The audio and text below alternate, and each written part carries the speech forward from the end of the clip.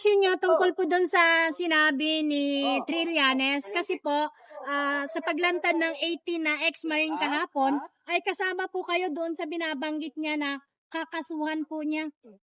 Well, una sa lahat, wala akong problemang harapin yung binabanggit niyang kaso. Pero mas importante dito, harapin niya yung mga sundalo. Kasi yung mga sundalo yung nagsabi na sila ang nagdala ng pera.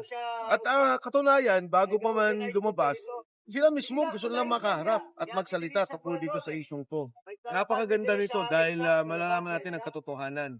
Malalaman natin kung ano talaga nangyari doon sa ICC, ano talaga yung naging partisipasyon ng mga sundalo, at maging isa ito Trillanes dahil yung nabanggit nga doon sa affidavit, sila mismo yung ng pera. Sila mismo yung nagpapalit ng pera. Okay. Ano? Riyak ka. Next. Sir, sa paglantad po ba ng 18 ex-soldiers, sa tingin niyo po ba maituturo na po talaga itong mastermind at maididiin po talaga kung sino ang siyang tunay na may kasalanan? Alam mo kung tutuhanin ng investigasyon, hindi na kailangan lumabas nitong 18 to. Bakit? Nung umpisa pa lamang, nagsalita na si Sergeant Gotesa, di ba? Nagdi-deliver siya ng pera.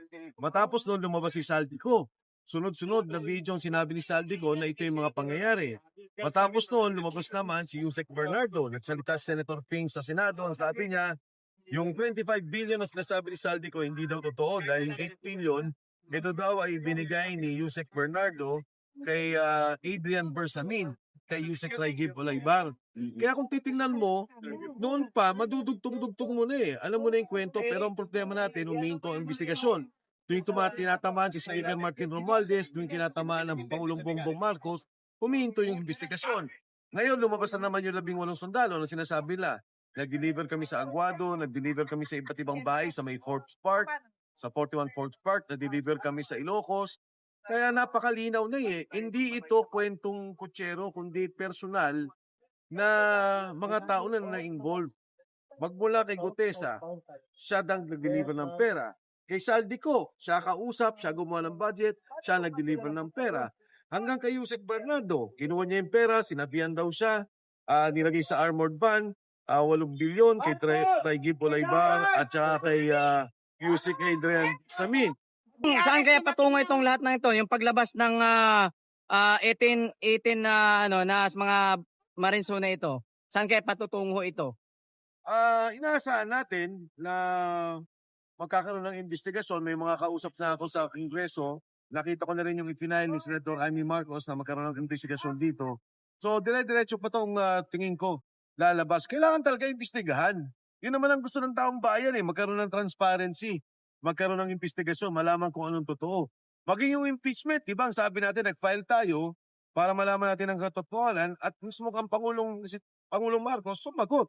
Ano ba talaga ang partisipasyon niya dito? Kasi nakikita natin sa ebidensya, nakikita natin sa proseso, nakikita natin yung pondo, malinaw na may pirma siya dito, siya nag-release ng mga pondo ito. Medyo lumuwag. Kasi kung naalala ninyo nung una, nakapag-usap kami, alam namin yung nangyari, patapos nun, nawala. Matapos magsalita ni Saldico. Pero ngayon, kailan lamang lumalabas naman, may mga nakapagsalita na mukhang okay na naman at maayos na yung kay Saldico. Nabalita po kahapon, sir, na Orly Gotesa ay nasa abroad na daw. Ano po masasabi niyo doon, sir? Nasa abroad daw po.